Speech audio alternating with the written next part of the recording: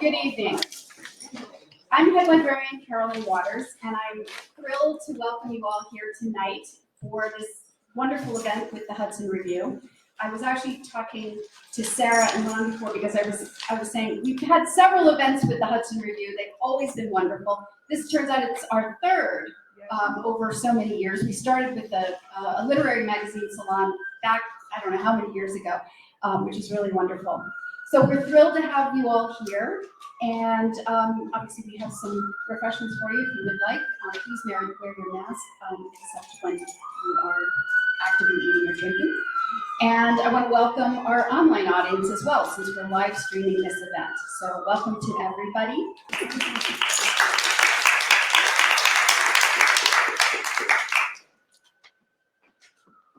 Well, you know how people are always saying when they first get up that we're delighted to be here, but I want to tell you, we are really delighted to be here with all enthusiasm.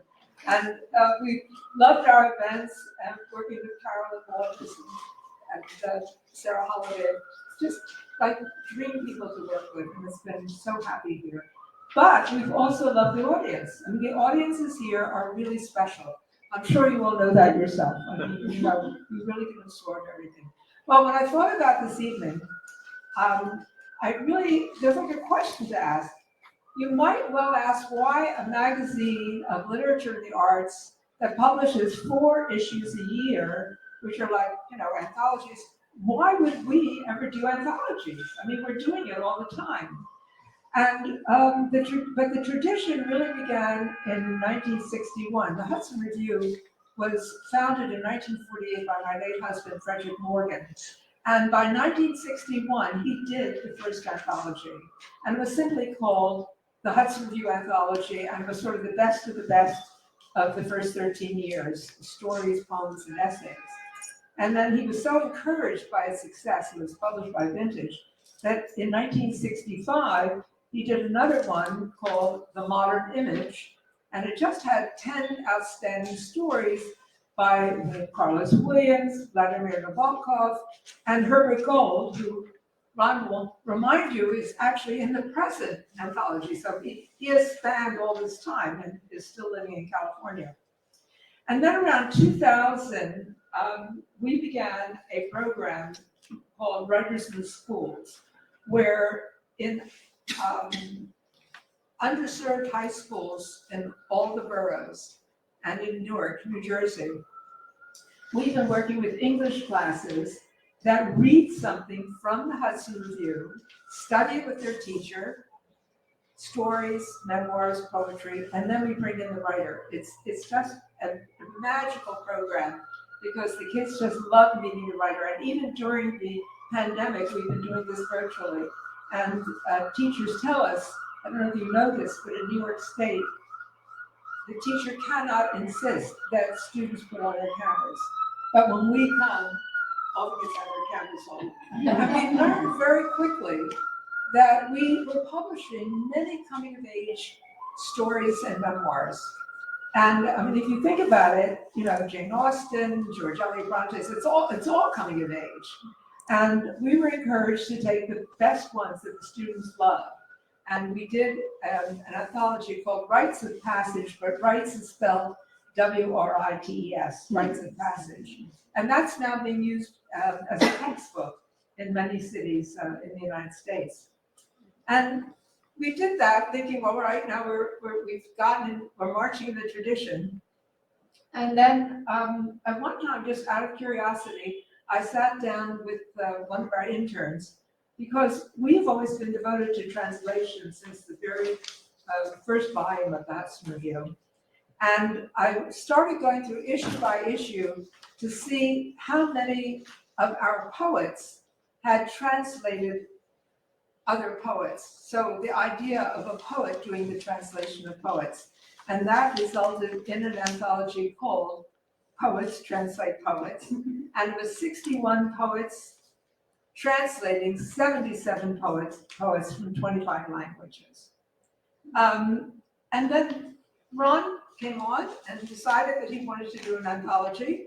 And his first one was called Literary Awakenings. And in some ways, this was forecast by Frederick Morgan, because in his introduction to his first anthology, he talked about how the Hudson Review liked to do personal essays about literature, and that we weren't publishing academic ones. And it's been really a tradition all the way through, and that's what that anthology is all about.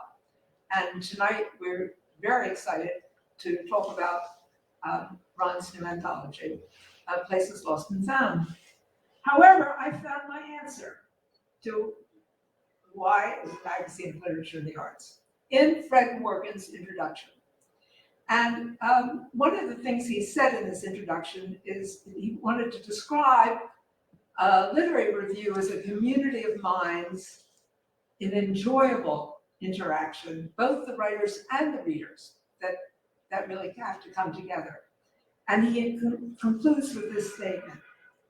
In the present anthology, if the present anthology can convey a sense of this enjoyment to a new and wider audience and gain us more readers eager to enter the dialogue, it will have served its purpose.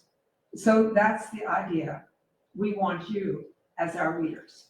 And I'll just say also that we now have digital subscriptions, very easy to go on hudsonreview.com, and we'd be delighted to have you as our readers. And now I'd like to introduce Ron Koury, editor of his second and our sixth anthology. And I'd like to tell you that on June 15th, 2021, we celebrated Ron's 40th anniversary at the Hudson Review.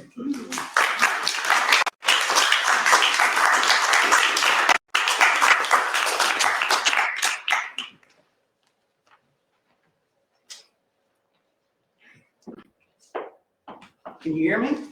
Okay. The critic Paul Fussell wrote, "I am assuming that travel is now impossible and that tourism is all we have left." He also quoted Frederick Harrison approvingly, "We go abroad, but we travel no longer." This book is the antidote to such thinking. The 24 essays from 6 decades form a trajectory from war and revolution to modern experiences of exile. Throughout the publication process, the editors and staff of Syracuse University Press, publisher of 3 of our anthologies now, were a joy to work with, thorough, efficient, and always ready with helpful suggestions. For material, I had an embarrassment of riches to choose from, and fortunately, I had Tess Lewis to help me with the selection. She also wrote a very moving introduction to the book. I'd always wanted to work on a project with her, so this was a dream come true. Tess will be the moderator for tonight's panel. She is an advisory editor of the Hudson Review and a writer and translator from French and German. Her translations include works by Peter Handke, Walter Benjamin, Anselm Kiefer, Christine Angot, and Philippe Jacotet. She has won multiple awards, including a Guggenheim Fellowship, the 2017 Penn Translation Award, and the Austrian Cultural Forum New York Translation Prize. She was co-chair of the PEN America Translation Committee from 2018 to 2020, and she is a fellow of the New York Institute for the Humanities and a 2022 Berlin Prize Fellow at the American Academy in Berlin. Should I go on? So without further ado, here's Tess Lewis.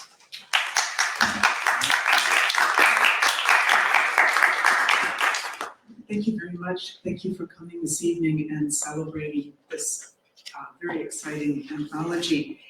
I've been a subscriber for decades, and I come to expect a certain level of quality and a degree of versatility and variety in the essays, but I was frankly just surprised at the depth and breadth of interest that Ron selected from the wealth of the archives, of Hudson Review's archives. So I urge you to take this, to take a look at this book. It's got hours of delight and pleasure and discoveries. And I think that we should hear from some of the contributors. So I'll start by introducing Brooke Allen. Find my papers soon. Brooke Allen is a contributing editor of the Hudson Review, where she writes on literature, history, and film. She's the author of several books, including Moral Minority for Skeptical Founding Fathers, which was published in 2006, and The Other Side of the Mirror, An American Travels Through Syria. This is, in a sense, a preview. It was on the literature faculty at Bennington College and now teaches in the Bennington Prison Education Initiative. Okay, great. Is this gonna work for everybody? Hello? Yes, this is good? Okay, I wanted to talk not just about, maybe the first photograph would come up, Sarah. The one with the date. There you go, just stop there for a minute. About the nature of travel writing in general, since we're all interested in the actual writing process here, I think, as well as the actual travel.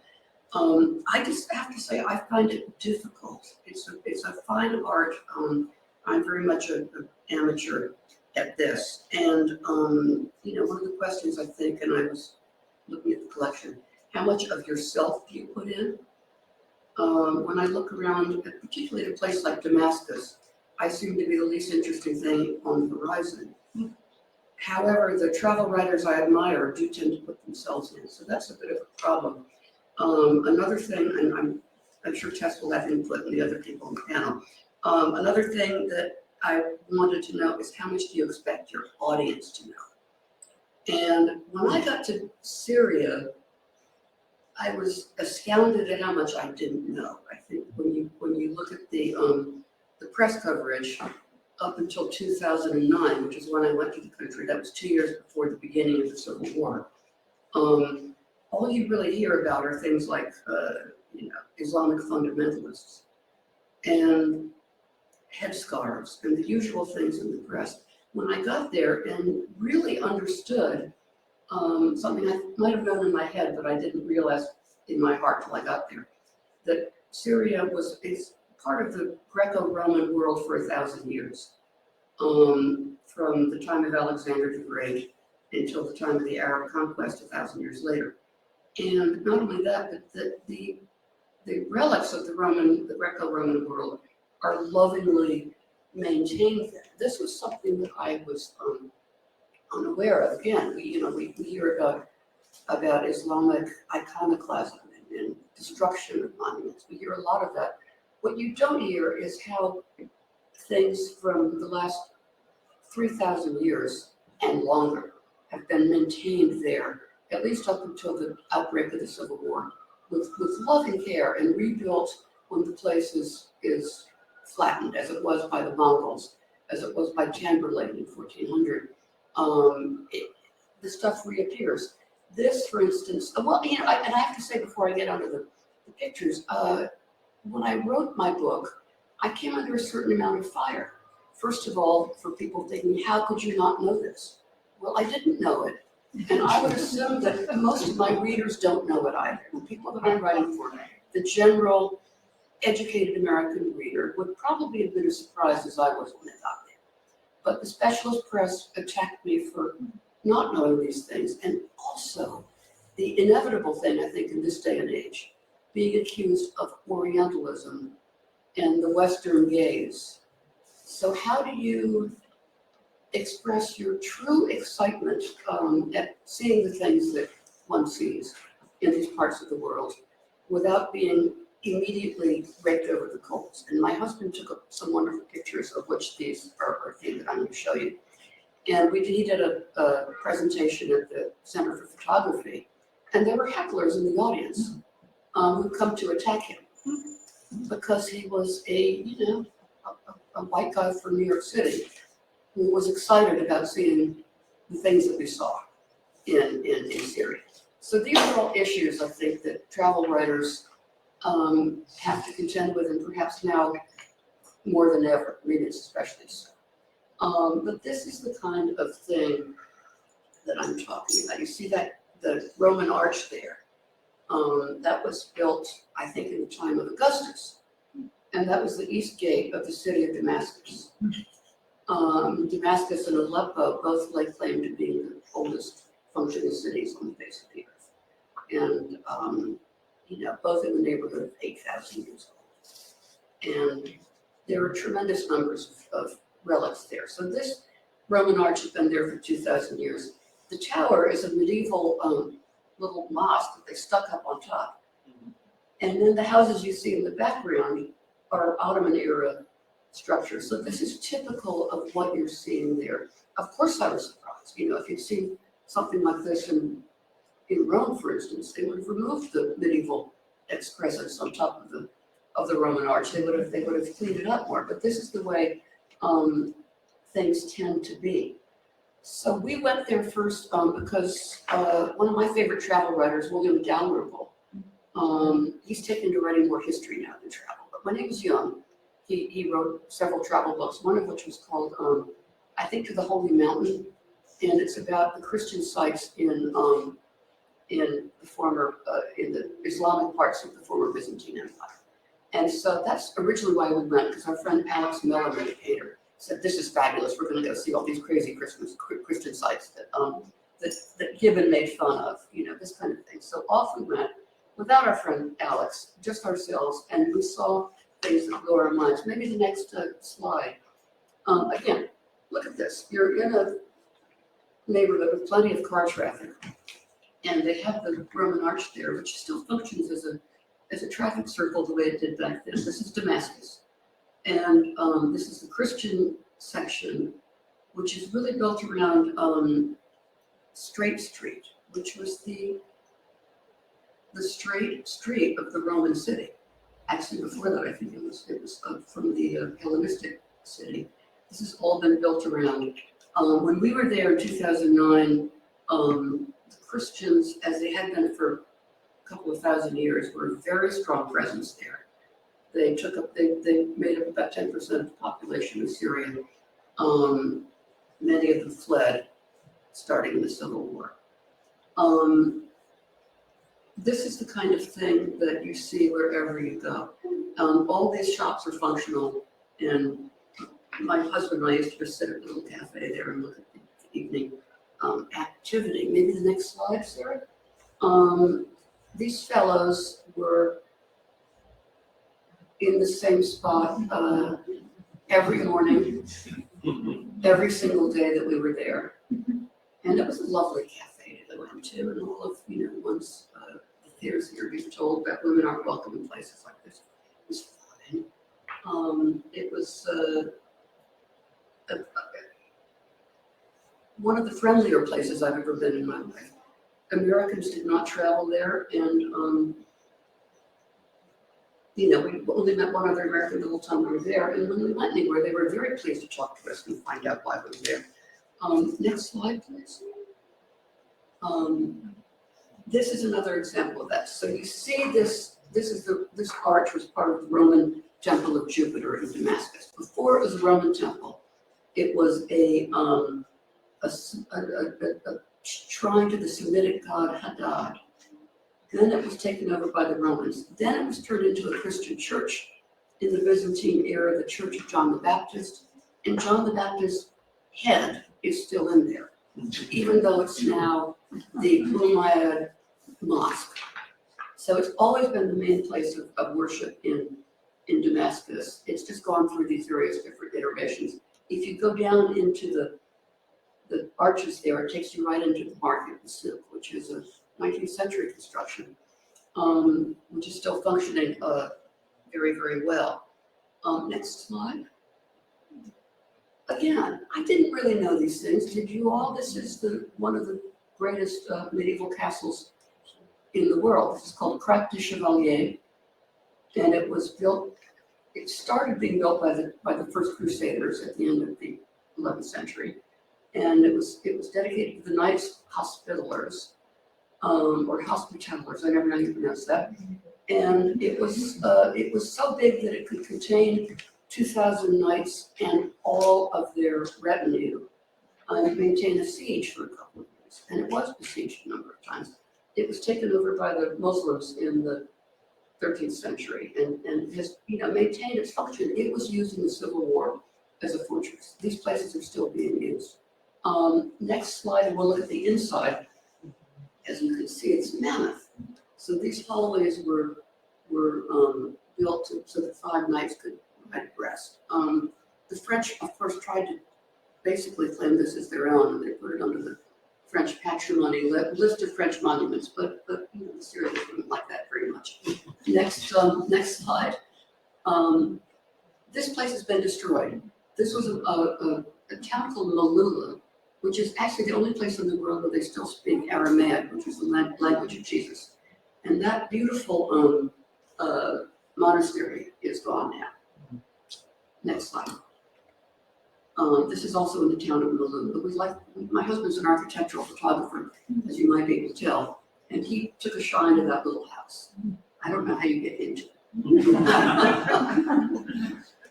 Next slide. This is a whole area. This whole area is Christian. This part of the country is called the Dead Cities, and there are 700 deserted towns, dead towns, that date back to the Byzantine period. These are all from the 6th century or so, 5th or 6th century. And they are, they've been deserted ever since 8th or 9th century, but now refugees are moving in, homeless people are moving in. They're once again back in use since the beginning of the Civil War. So these things, the use, some things are destroyed, other things continue to be used. Next slide, please. This is another shot of one of these dead cities. Next shot. This is one of the Christian sites that's so bizarre. That little rock that you can see in the background is the pillar that used to be 40, 50 feet tall of St. Simon's Stylites, who stood on it for 40 years. He stood on it for 40 years. After he died, they built an enormous pilgrimage site. It was sort of 4 basilical churches all together, and it was the biggest church in Christendom until the building of St. Sophia in Constantinople.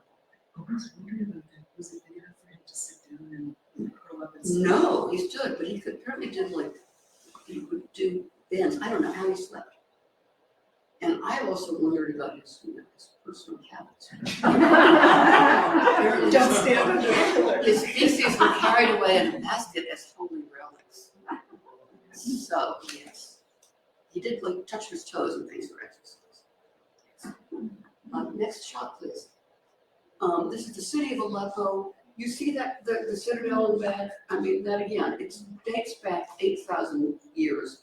Apparently, that's where Abraham would go to milk his goat. And the word of Aleppo comes from the Semitic word for milk. It's been built over and over and over, and on top of it, what you see up there now is a medieval fortress. Next shot, which I think we'll see in the next shot. There it is. That's the gate of the medieval fortress of the citadel. And it was just, I have to say, that cafe we sat in was the best people watching I've ever seen in my life. Everybody dressed to the nines for raiding around. Next shot, please. Inside of the Aleppo souk, this has been, from what I hear, quite destroyed. This is medieval marketplace, 7 kilometers of underground alleyways. And you don't see it in that shot, but people we're still just riding on donkeys. Mopeds or donkeys were the way to get around, and it was pretty much as it must have been in the Middle Ages. It's not a big difference. Next shot, please.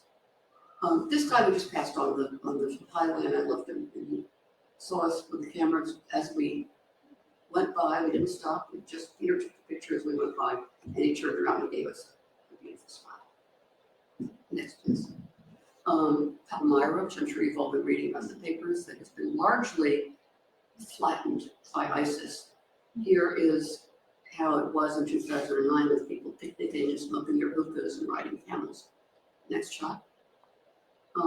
This is from the Roman era, probably about 200 AD. The Tetra pylon, still serving as a traffic circle back then in 2009. This has largely been destroyed. And the next, this amphitheater is where they took in a lot of people and executed them a few years ago during the Civil War. So you've seen pictures. This has all been blasted. It lasted from Roman times until the present. I think that's the end, isn't it? No. There's at least one more slide. One more, let's have one. Oh yeah, these also have been, some of these have been destroyed. These are remarkable. This is called the Valley of the Tombs at Palmyra, and it's 1st and 2nd century, 3rd century tombs in which people are mummified and sort of put in sort of like filing cabinets. And there's beautiful funerary sculpture. And I've seen a lot of this funerary sculpture in museums across the world. I didn't pay attention to it, but it's like everything else. Once you see it, you don't forget it. And you notice it everywhere. At Smith College recently, I saw some. Yeah.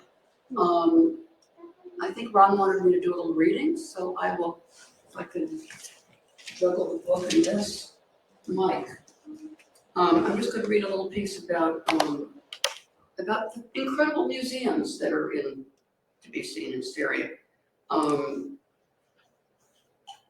The artifacts are of a richness that can scarcely be conceived. In the Damascus Museum, there is enough to keep even an only mildly interested tourist busy for days.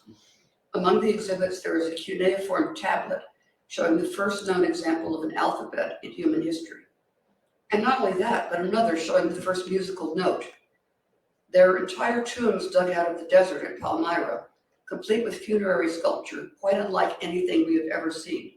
A touch of Roman, a touch of Etruscan, a touch of Persian, all combined in an idiosyncratic local style. There is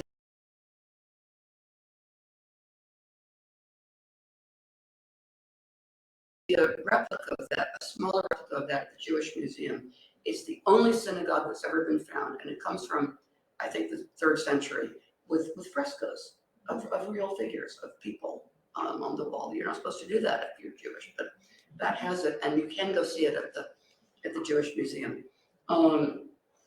There is the extraordinary, there is the Hall of Mari, containing that city's charming Mesopotamian sculptures, 4,000 years old.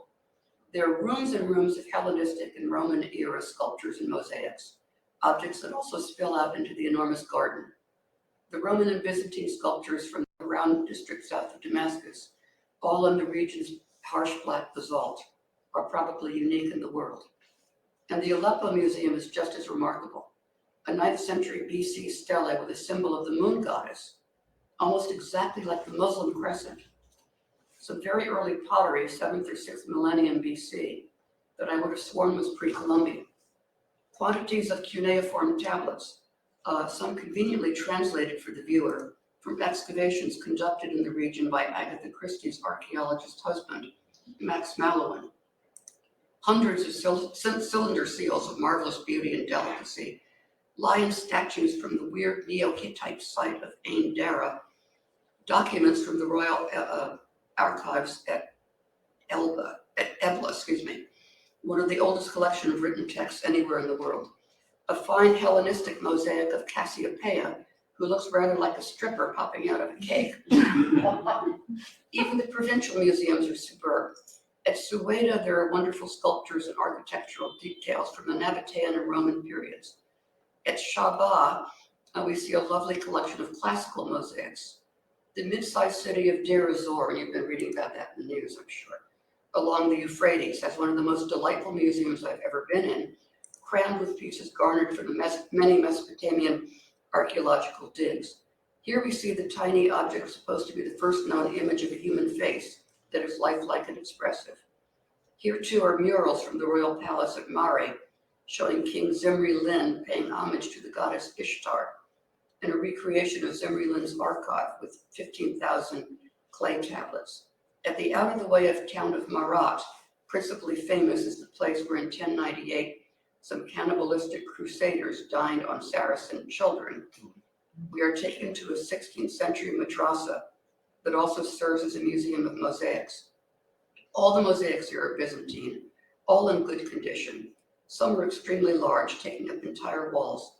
They are all local works, having been discovered by farmers plowing their fields. In its entirety, this is a collection that would be the envy of the Met, the Louvre, or the British Museum. Okay, thank you.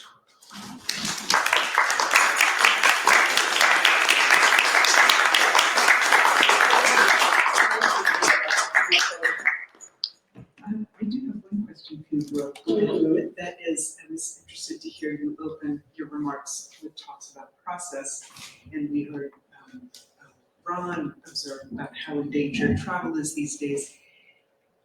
Given all that has been destroyed, the ephemerality of history and of artifacts. And just a quick aside, one thing you do beautifully in the essay is convey your excitement at seeing all these layers of history visible, through thousands of years. And between civil wars and climate change, does this sense of urgency and increased precariousness change the way you think about travel itself and travel writing? Well, yes, because one of the things that after we left Syria, and I went back for a month by myself with a friend, and we both said, we're going to come back here the rest of our lives. We're going to come to Syria every couple of years. There's so much to see.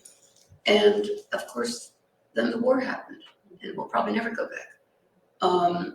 So it certainly made us want to take advantage of all the things and the places that, the State Department warns you against, I think, are the places to go, because you might not get another chance. Well, your essay ends with, on to Iraq or Uzbekistan. I know. Have you been to either? No, I'm dying to go. I know. Well, there's still Well, So, I would like to introduce Fred. The letters to Tocqueville that are gathered in this collection are marvelous, particularly when you think he was only 25 when reading them. Frederick Brown is the author of For the Soul of France, Culture Wars in the Age of Dreyfus, and that was published in 2010. Biographies of Émile Zola and Gustave Flaubert, and The Embrace of Unreason, France, 1914 to 1940, published in 2014. His translation of Alexis de Tocqueville's Letters from America was published by Yale University Press in 2010. He is an advisory editor of the Hudson Review. Thank you.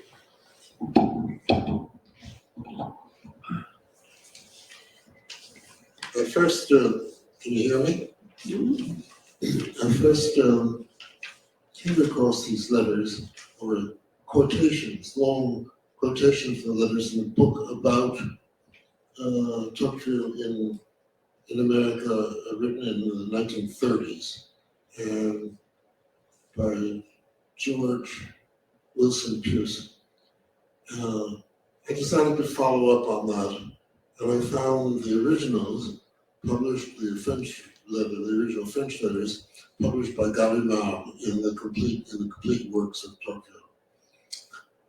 As usual, complete works aren't always complete. There were other letters, some of which I found at the Beinecke Library at Yale, and I decided to bundle them all together and include some letters by the man with whom he traveled in America, for the friend with whom he traveled in America. He was Gustave de Beaumont.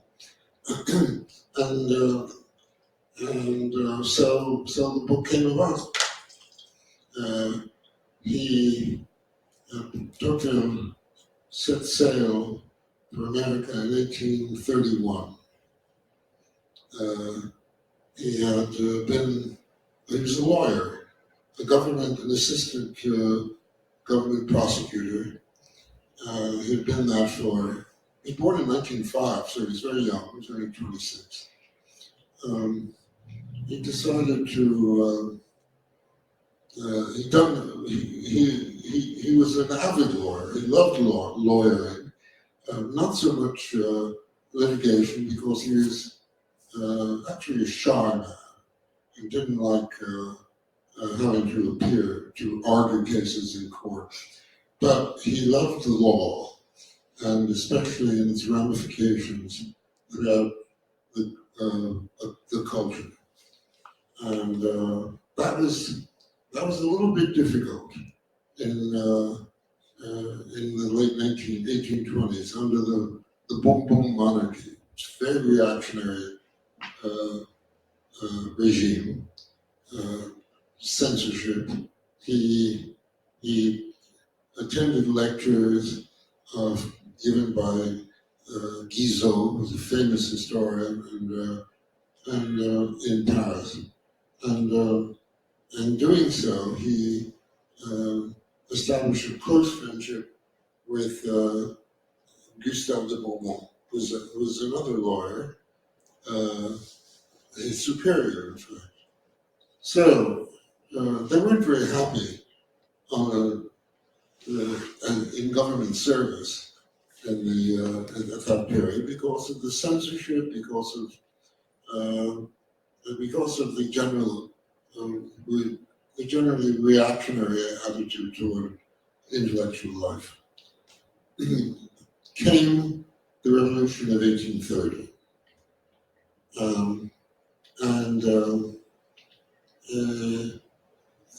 He had to swear allegiance to the new government, which is the constitutional monarchy under Louis Philippe. And this he did ambivalently, since his father had been an important official during the Bourbon monarchy. He had been a prefect, and he was fired. He was dismissed from service, and Tocqueville was very close to his father. This affected him, and in fact, the Tocquevilles were, a long line of aristocrats, Norman aristocrats. Although he was, the revolution alleviated him made life easier for him, since the new regime was more liberal. It put him in a difficult position from the point of view of family. He didn't really like serving the government, swearing allegiance to a government that had dismissed his father. Anyway, that's part of the background. We arrived in 1830. What to do? And Beaumont came from a similar background, not Norman, but from the Loire Valley. They were, all these people were important country, they're important provincial aristocrats. Anyway, what to do? They decided to go to America, to try to take a leave of absence from government service and go to the United States. But they needed a mandate. They needed a mission.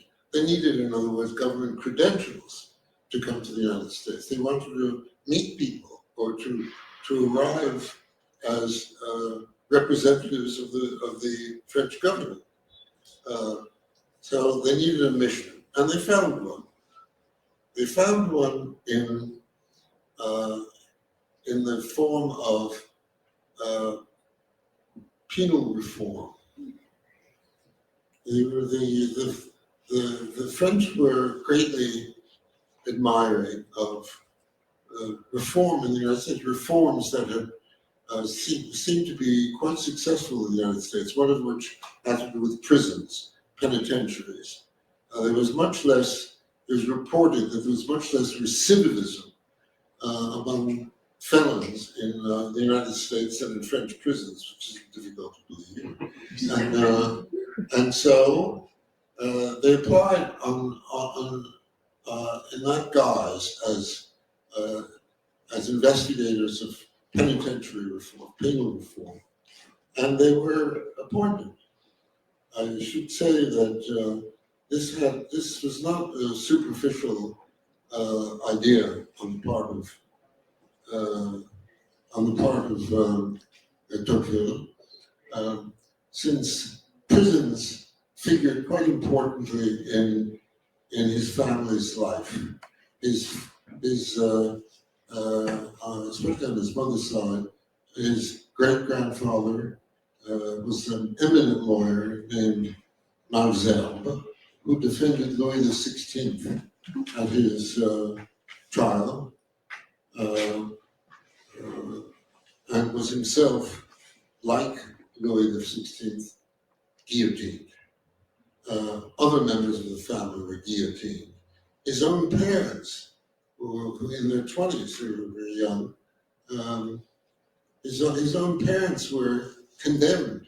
They were on the verge of mounting the scaffold when Robespierre fell from power. And this left an important mark on the family. His mother's nerves were really shattered. she never quite recovered from that experience. His father's hair turned completely white, so there was a visible memento of that experience. So prisons meant a great deal to the family. Anyway, there were two reasons to come. One was that, their official reason. The other was to find out everything they could about America. And he wrote, at that time, he wrote to a friend,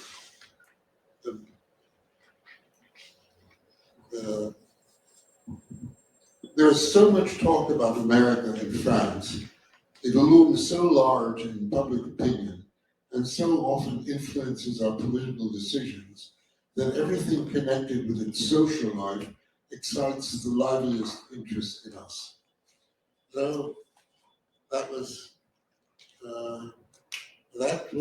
off they went and arrived in New York well, I'm not sure when. They left.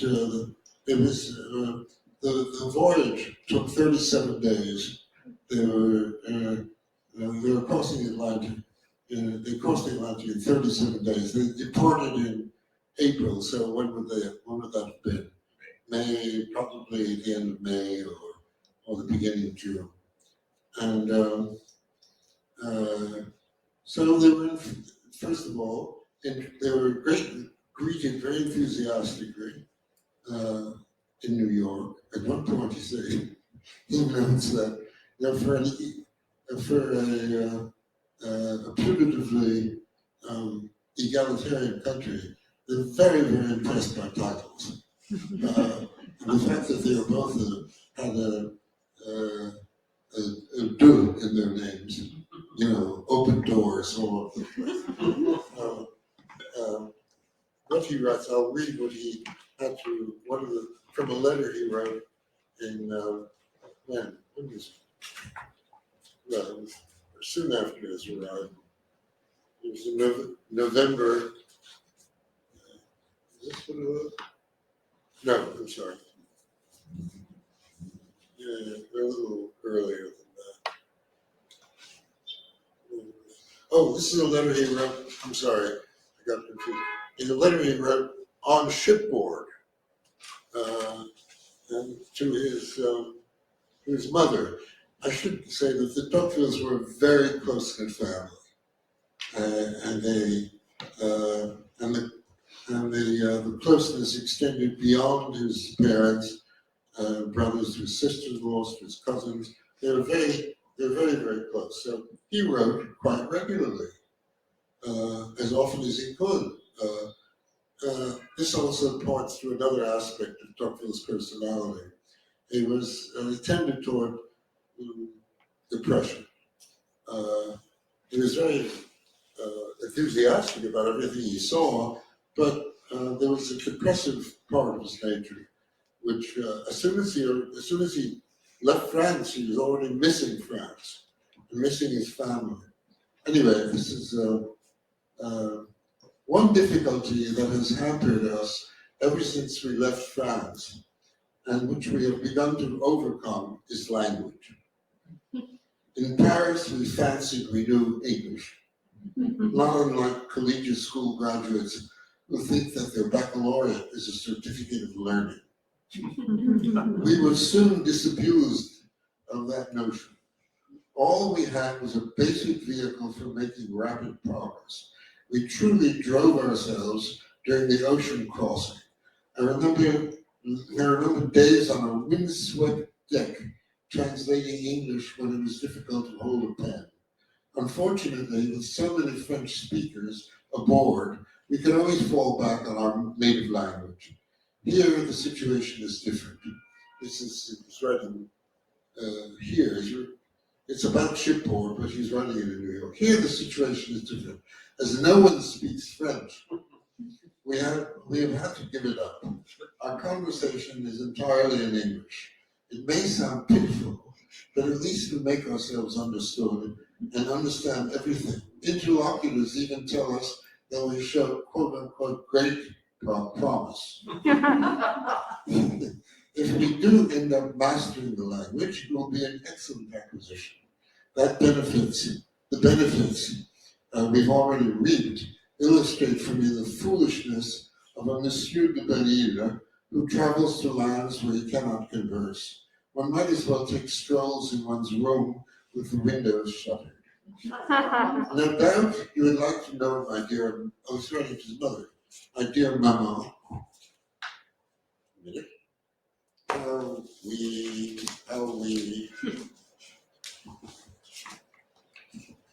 so, how we spend our days. How we spend our days. We rise between 5 and 6 and work until 8. At 8 o'clock, the breakfast bell rings. Everyone convenes punctually. Afterward, we visit several establishments to interview men with knowledge of matters that concern us. We return for dinner at 3 o'clock. Between 5 and 7, we put our notes in order. At 7, we go out and socialize over tea. This way of life is most agreeable, and I believe eminently sane, but it flouts all our assumptions. Thus, we were quite surprised at first to see women appearing at the breakfast table with faces carefully made up for the day. We are told that this is customary in all private houses. Paying visits to a lady at 9 in the morning is not thought improper. At first, we found the absence of wine from meals a serious deprivation, and we are still baffled by the sheer quantity of food that people somehow stuff down their gullet. Besides breakfast, dinner, and tea, with which Americans eat ham, they have very copious suppers and often a snack. So far, this is the only respect in which I do not challenge their superiority. So, from New York, after some months in New York, I really should make it clear that they took their mission very seriously. They visited Sing Sing prison, which was had been opened only five years earlier. And they went down to Philadelphia, about which Laura here knows more than I. And then they went to a prison that was especially renowned in Auburn, New York, which still I think exists. And they subsequently visited prisons a prison in Boston. So they took them so seriously that a year after they returned, or 2 years after they returned to France, they published a book on penal reform in the United States. But anyway, they were devoured with passion to see the rest of the United States, and they were extremely adventurous. I mean, all the more impressive in that Tocqueville was frail. He was a frail man. He didn't have good health. He didn't have strong health.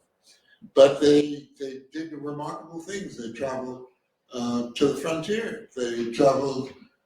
They took a steamer from Buffalo to the Western Territories, to Michigan, to Wisconsin. They visited Quebec. They went down the Ohio River to the Mississippi, and that's where my next quotation comes from. In Memphis, which was only a small town, a small city at the time, they were there at a very remarkable moment. I don't know how many of you have heard of something called the Indian Removal Act, but they were there when Indians who had been more or less forcibly uprooted from their native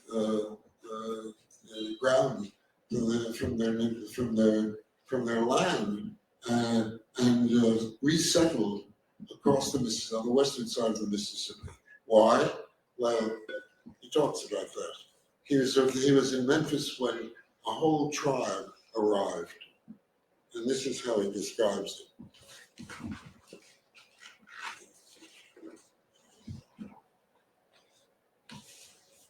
They had to negotiate a trip. It's a little difficult because the Mississippi was icebound at the time, and they were waiting for a channel to open up to travel south to New Orleans. As we were parleying on the riverbank, we heard an infernal racket in the nearby forest.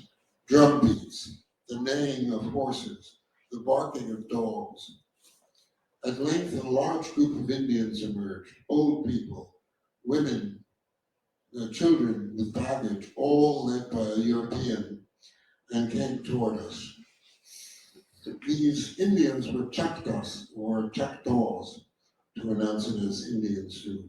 Apropos, I shall tell you that Monsieur de Chateaubriand behaved a little like La Fontaine's ape. He didn't mistake the name of a port for that of a man, but he gave a man the name of a powerful nation of the American South. You would like to know, no doubt, what these Indians were doing there and how they would serve us. Patience, I beg of you. Since I have time and paper today, I don't want to hurry. You will learn that the Americans of the United States are rational people without prejudices, known for their great philanthropy, conceived the idea, like the Spanish before them,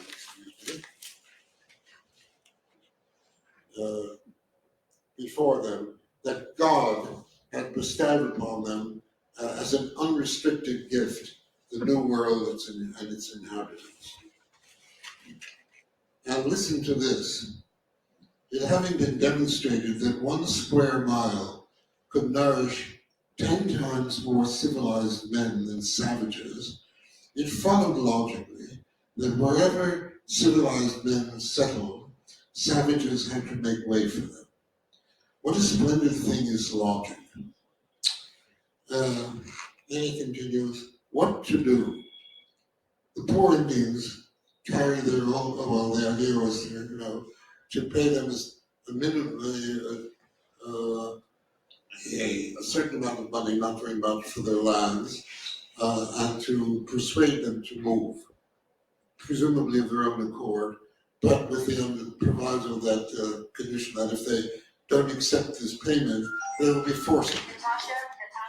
What to do? The poor Indians carry their old parents in their arms. Mothers hoist their children onto their shoulders. The whole nation begins to march, taking their most cherished possessions with them. It abandons forever the soil on which its forefathers lived for a millennium, perhaps, and settles in a wilderness where the whites will be harassing in 10 years from now. Can you see what becomes of the high civilization? The Spanish are real brutes, unleashing their dogs on Indians as they would on ferocious beasts. They kill, burn, massacre, pillage the new world like an army storming a city, pitilessly and indiscriminately. But one cannot destroy everything. Fury spends itself. Indian populations that survive end up mingling with their conquerors, adopting their customs, their religion. There are several provinces today. The Americans of the United States being more humane, more something or other, more humane, what else of the Americans? I'll tell you in a minute. More moderate, more respectful of law and legality, never bloodthirsty, are more profoundly destructive of the Indian people than Spaniards. And one cannot doubt that within a century, they will no longer remain on the North American continent a single Indian nation, nor even a single man belonging to the most remarkable of Indian races. Thank you.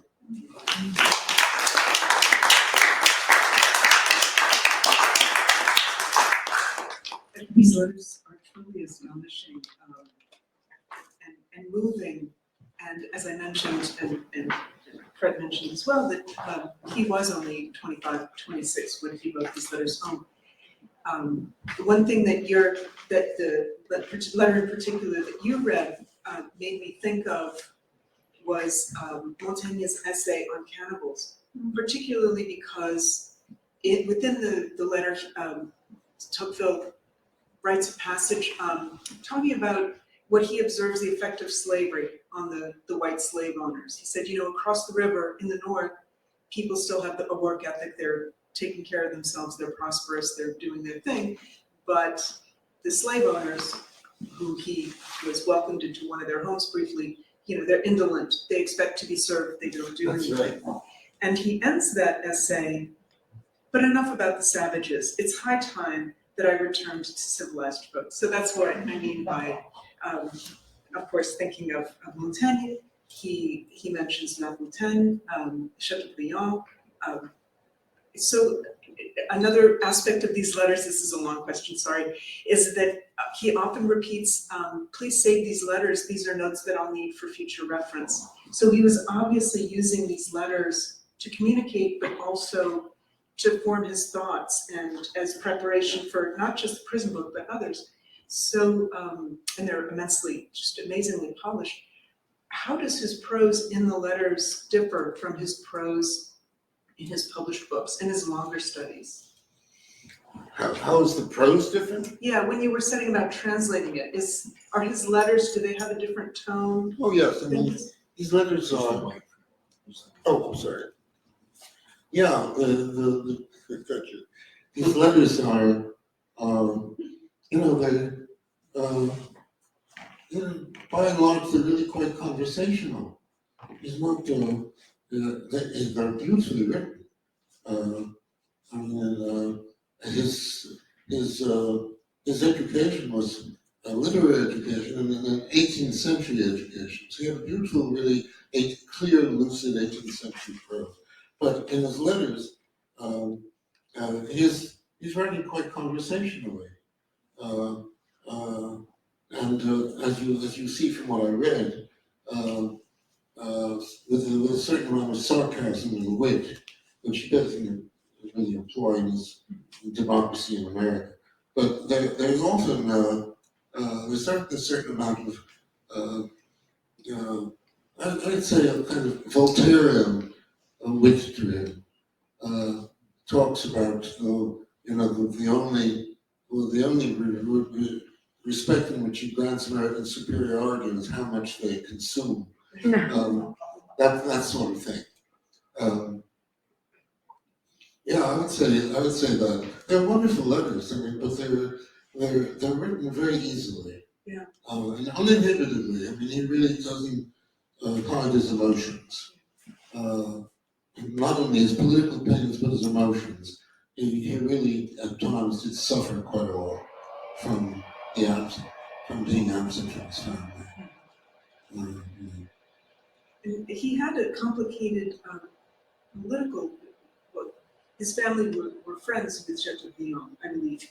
Well, they were vaguely related. Yeah, but politically, there was some ambivalence on de Tocqueville's side, I believe. But was Chateaubriand's book about America influential? It was enormously influential.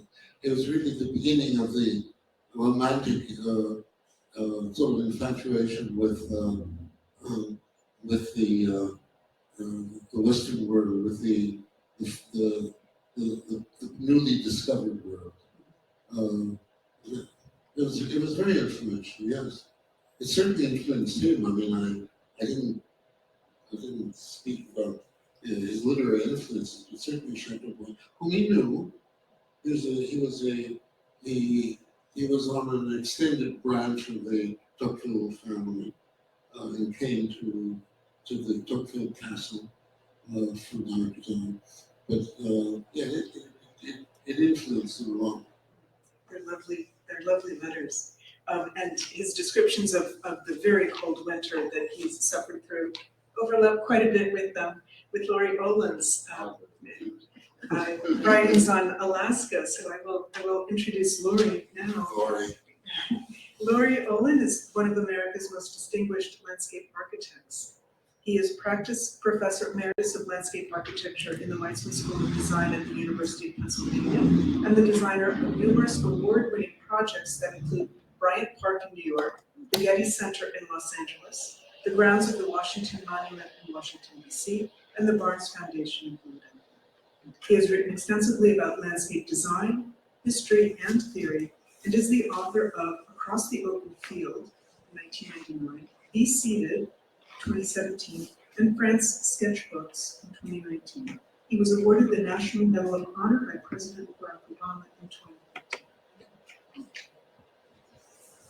Thank you, Tess. Thank you, Tess. As Paula said, it's nice to be here, and thank you for all coming. Paula asked me to write about Alaska, and I didn't know exactly what to do or why, because I'm not really a professional writer. And I didn't think it was a travel piece, actually.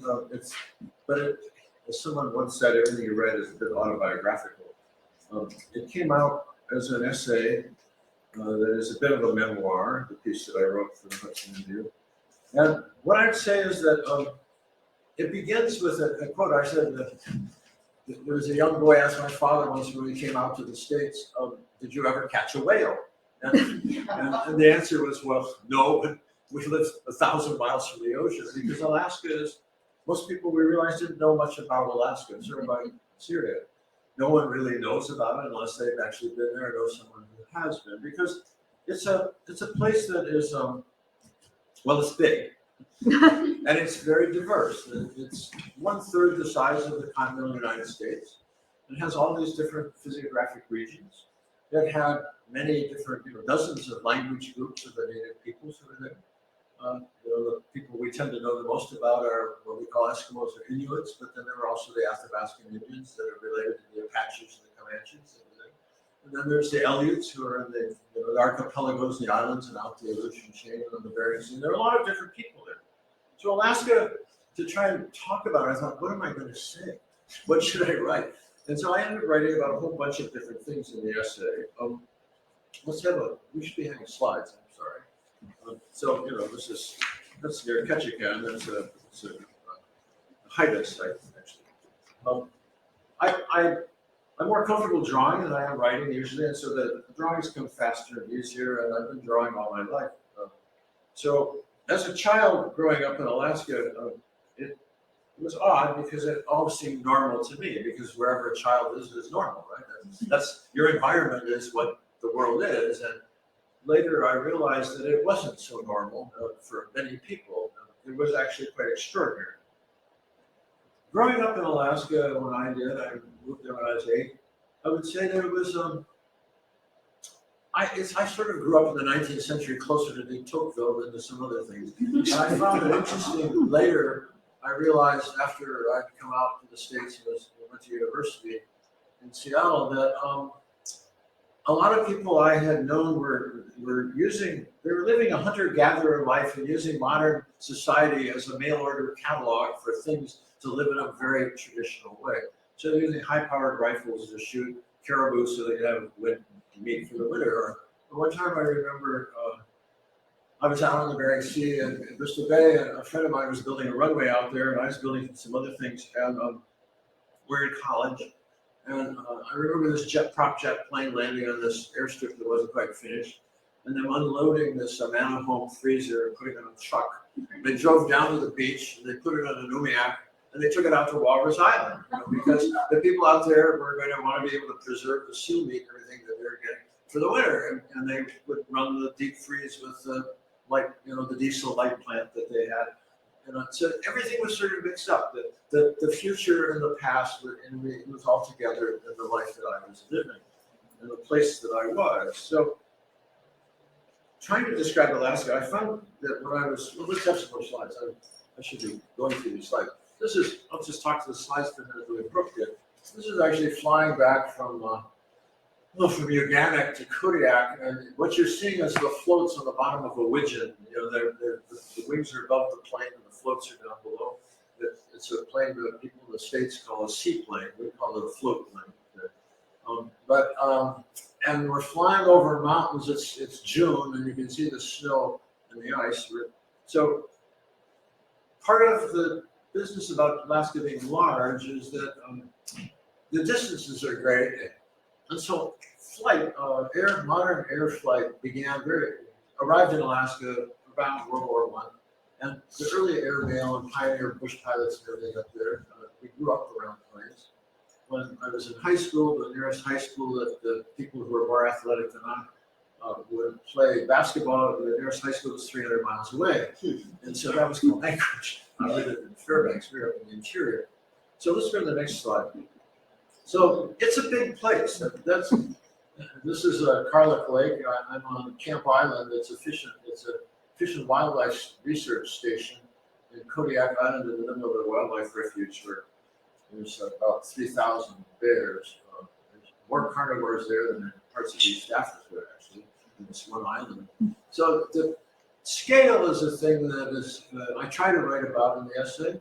The notion that it's not just size, it's about proportion. And I realized later when I was studying architecture and when I ended up in practice as a landscape architect, that I have somewhat a different notion of proportion than most people. Certainly from my students, I don't like ditzy. I like generous sweeps of things. It's not about bigness, it's about proportion. Let's have the next slide, see what else. Oh, there's a salmon. Well, salmon. Most people here know about salmon. I at one point was so fed up with salmon. I couldn't eat them for a number of years after I came out to the States. I now love them. I even like canned salmon now, but I would say it's a great, delicate, wonderful, tasty fish. And the largest salmon fishery in the world is still in Bristol Bay in Alaska. It was threatened recently by a mine that various right-wing governments wanted to have there, which other people have managed to stop for now, the Tubble mine, but it's the greatest fishery left in the world. But when I was a kid, we used salmon for dog food because there's so much of it. It's just everywhere. Let's go to the next one. I'm just going to rattle through. There's a seal.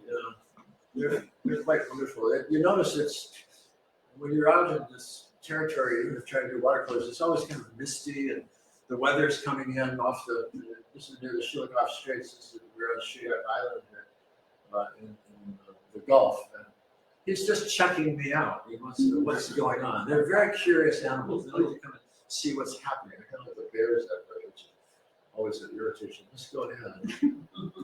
Well, these are Arctic terns nesting on an island in the middle of a lake in the middle of an island. It's one of those things within a thing within a thing. I don't know, it's not great. They ended up dive bombing us when attacking us. They didn't really like us being so close. There's a lot of action going on there. But so the essay, I talk about animals. Let's look at the next slide. I talk about animals and I talk about towns. This is Naknek on the Bristol Bay in the Bering Sea. Another, you can see the weather coming out of Siberia there. The weather is what you expected. The climate's what you expect. Weather's what you get. Quite often. I was in college when I did this watercolor. I was working over there as a surveyor that summer, building a road to Kingstown. Let's go to the next slide.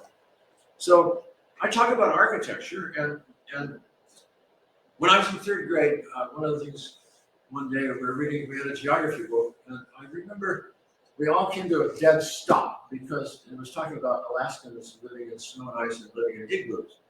And of course, I was in a steam-heated, reinforced concrete, fireproof WPA school building, right? There was a 3-story, quite wonderful thing, and we all sort of looked around at each other, and then the teacher explained, well, igloo just means house in the residence. It's a word. It's not a thing, Anyway, but there were a lot of, shall I say, early green projects there with green roads and sod roads that are quite recyclable. This is very renewable architecture, this sort of stuff. Let's go to the next slide. I'm going to move along and we'll come to a reading in a minute. That log cabin this is in downtown Fairbanks, where we have lots of birch trees and things for street trees. That house belonged to the grandfather of one of my classmates. You notice the sag in the roof. It's not because it's a poor structure, but it's because the permafrost is starting to melt under the building because of the heat in the house. So gradually, and of course that's another problem we'll talk about just as I'm finishing. Let's go ahead to the next. And then, of course, I do talk about vegetation in the essay because most people think of Alaska as a certain snow and ice. Well, there is a lot of snow and ice at certain times of the year, but it's also a very verdant place for a few months, and it's absolutely spectacular. And the birch trees, I know why the Russian writers and why the Scandinavian filmmakers are so totally captivated by birches. They are magical trees. They're very beautiful. You know, Robert Frost got it right. That was in the front yard. This is my last year in high school in this article. They're so beautiful and graceful. And these delicate leaves, they just kind of wobble a little, not quite like an aspen. And they have that beautiful bark. So like skins. Gorgeous. Let's go to the, and then these really graphic black twigs. Next slide, please. Well, of course, I do talk about dogs in the essay. There's lots of dogs in Alaska and sled dogs. And, you know, this business about misinformation about places, one of the interesting pieces of misinformation is you have a statue here in Central Park to a dog called Balto. Actually, Balto, it's a mistake. Like many things, the journalists are in such a hurry to get the news out. Balto was the right wheel dog for Leonard Sepulveda.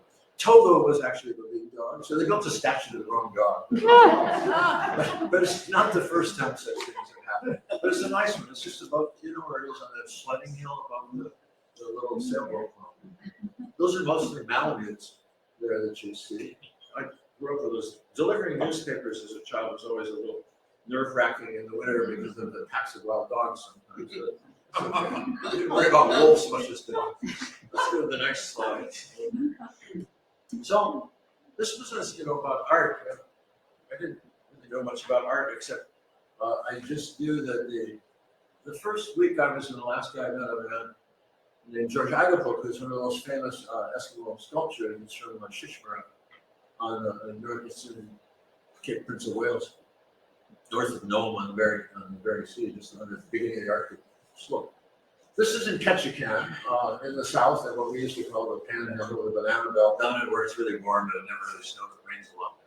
So there's a rainforest, as you know, that goes from northern Oregon all the way up the coast, and then all the way out the Alaska Peninsula to Kodiak, and then it stops where it his Katmai ends. But it's fabulous forest and these beautiful trees that these people who were so close to life in all its ways.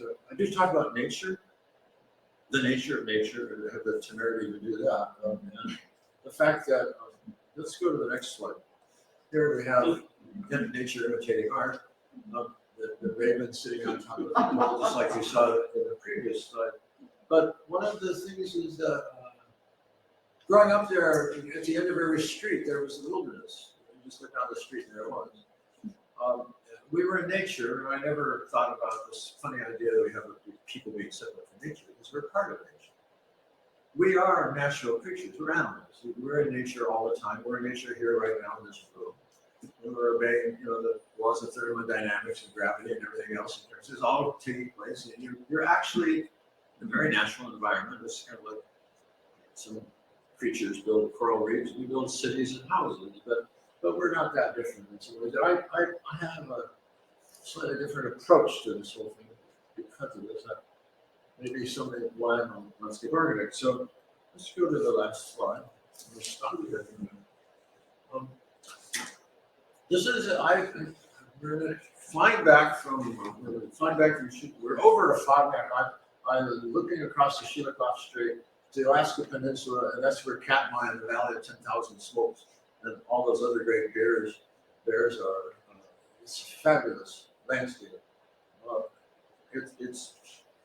It's hard to describe. I try, but other people have tried. So I'll end by reading you a couple of very quick quotes here from the essay. One is about color. The Alaska flag was designed in an intuitive stroke of genius by a 16-year-old Elliot Boyd in an orphanage in Seward in a contest in 1927. It is blue and gold, two colors I associate most with the territory. There was a territory, it was a territory, not a state, when I lived there, and one of my friends' father was a U.S. Marshal. I mean, we were subject to the draft and had to pay taxes, but we could not vote and all that sort of thing. We were like, well, American colonies and treated that way. Anyway, so I still think of it as the territory, coming in and out of the territory. It's blue and gold, two colors I associate with the territory. The flag shows the Big Dipper, Ursa Major, the large bear, and Polaris, the North Star. How apt. No color is more present in the north. The image The huge blue sky of day and night, combined with the color of the mineral that drew tens of thousands to the wilderness streams, the goldfields, the frontier camps, and the towns. So too, beneath the omnipresent heavens, throughout the extent of Alaska are countless lakes, rivers, bays, and the ocean with their ever-changing shades, the deep fjords and kettle holes of blue. There are as well the blue of miles and miles of iris and annual drifts in the estuaries, and the state flower, the forget-me-not, with its tiny pale blue blossoms, in contrast with the scale and crushing weight of the icy blue glaciers. This pale, spooky blue at the heart of the ancient ice is oddly similar to that of the small and intent eyes of the Siberian huskies. The most common color one sees at a social gathering in the summer is that of blue. Blue jeans, denim jackets, bib overalls, blue work shirts, blue windbreakers, and parka shells.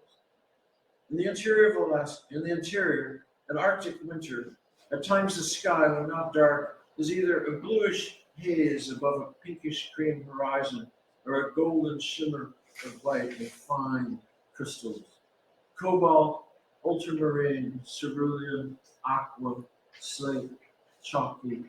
Blues with tinges of red and purple, with hints of green and brown, unimaginable and familiar hues in all seasons and weathers overhead, underfoot, in the distance, pale and intense, blue. And the last piece I'll read is still in color. We talk about how snow is not very interesting and very difficult to draw, among others. Is that life is possible on our planet because of the sun and water. In Alaska, a person usually experiences these two important phenomena in alternating extreme aspects of their possibilities. In November, December, January, and February, one rises in the dark and goes to work or school in the dark. At some point, in mid to late morning, a little before noon, the sun comes up and skids along just above the horizon in the south, and then before it even seems like afternoon, it sets, and one works and departs in the gloom. In the shoulder months, however, when there's still plenty of snow, and it's clear and cold, and the sun is beginning to climb halfway back up the sky, it can be dazzling. Then in late February and early March, on spectacular days, there isn't just one sun, but can be seen two, or even three, or even four. These are the sundogs. Due to the refraction of light and what seems like a snow globe of infinitely fine-grained suspended ice crystals high in the atmosphere, the sun appears to have companions, other suns to its left and to its right, and on some more rare occasions above and even below it when it's high enough. As a child, I thought they were magical and probably a lucky sign, especially when more than one appeared. So I end the essay talking about the Arctic is melting. And for anybody who doesn't believe in global climate change, I just ask them to go to the circum polar north. It is devastating, and there's literature is full of references to how you can't go home again, and like the wonderful thing at the beginning of the go-between where the past is another country. They do things differently there. The notion that it's not just I can't go back to the Alaska of my childhood. The Alaska that existed as a physical place is changing and isn't the same as it was when I was a child. I feel extremely fortunate to be a child of the North and to have seen it while it lasted. It's changing, it's going to change. It will never be the same in our lifetime, but it may never be the same again. Thank you very much.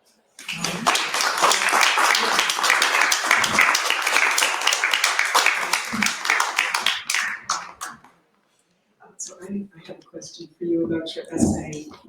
In the opening, you write about our selectiveness in recording things on paper, and you talk about sketching.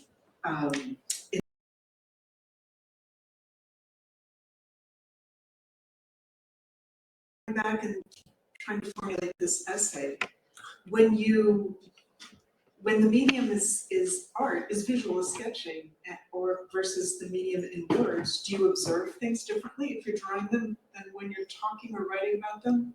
Do you remember things differently when you look at sketches or when you think about growing up in Alaska, say? Jess, I'm not sure how to answer, except that obviously, yeah, the medium of words is so different from the medium of expression of graphic, making marks on paper, and yet there's something similar, and then what happens is that the minute you put something down, you immediately, it's there and it's inadequate, and then you begin to try and respond to it. And I would say that part of why drawing is so special for me is that it forces you to sit still. You have to be somewhere. And you don't draw while moving and walking around, despite me drawing in airplanes and other things like that. But you're sitting, you're standing. And the interesting thing about drawing, and it's the same as writing, is when you look at the page, there's nothing there. It's empty. And it's no. And so then you make a mark or you write a sentence, and then you immediately think, well, no, next.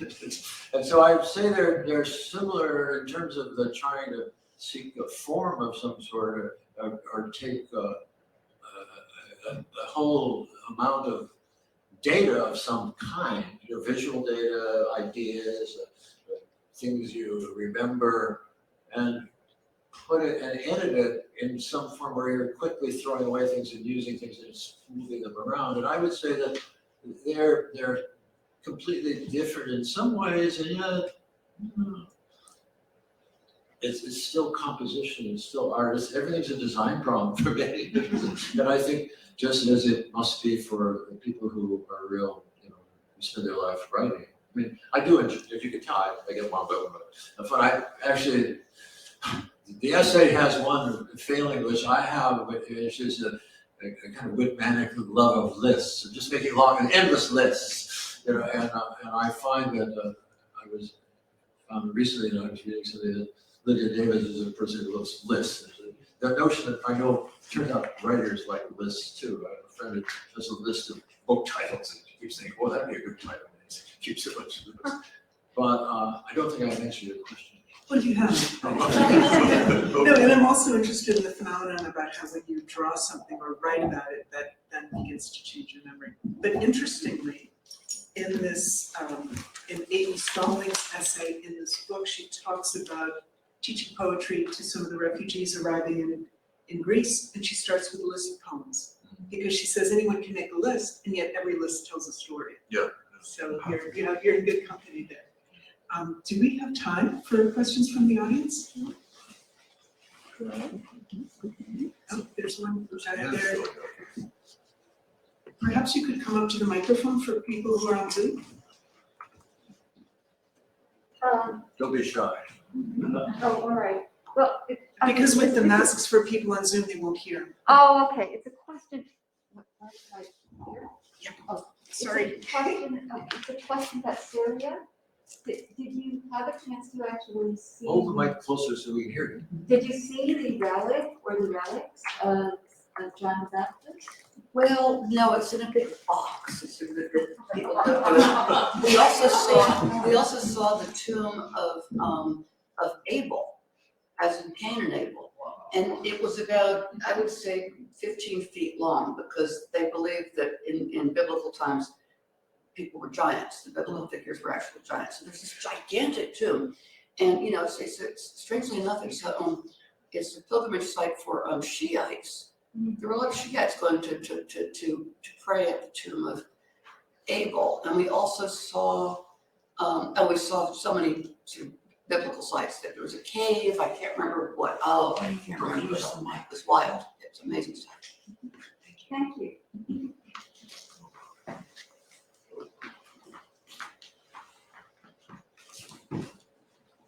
I would bring it to you, but I can't. And I see that I can't get much. Well, I suppose this is addressed to all of you and impossible for anybody to answer. I just want to say that this is a fine book. It's so rich. And the fact that Ron put it in chronological order means that a person of my age can experience all of one's reading of public events throughout one's life and get more insights into that. But as to the destruction, each of you struck a note of destruction. Each of you doesn't just let us enjoy your stuff, but tells us of the agony, war and destruction that way, plus fanaticism and the displacement of the Native Americans and the destruction of the planet. But the short essay on Dresden talked about how very unnecessary it was to bomb Dresden, but Ron and our friend Paula and I saw how wonderfully they put back the center of Dresden. When sanity prevails, especially in Syria, but maybe also for Native American people, do you think that those things that your husband photographed can be rebuilt? Can we get things back? There have been, as I think I was saying, these places in Syria have been flattened a number of times. And they do, I mean, they're remarkable, some of the rebuilding.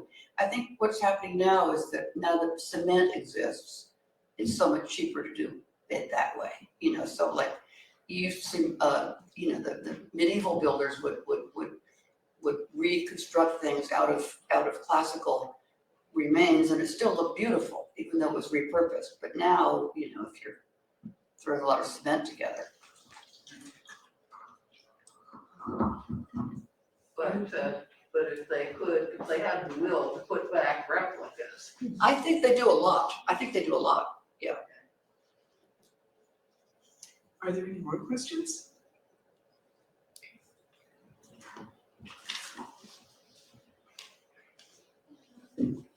It's not a question, actually, it's a comment that occurred to me.